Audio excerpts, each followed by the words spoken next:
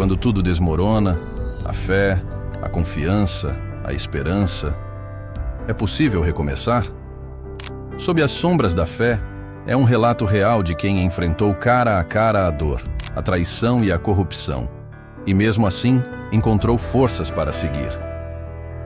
Mais que palavras, ela traz consolo, fé e coragem para quem está no fundo do poço e precisa de um motivo para continuar. Uma obra transformadora para quem busca luz em meio às trevas. Conheça essa história agora e reencontre a esperança que parecia perdida.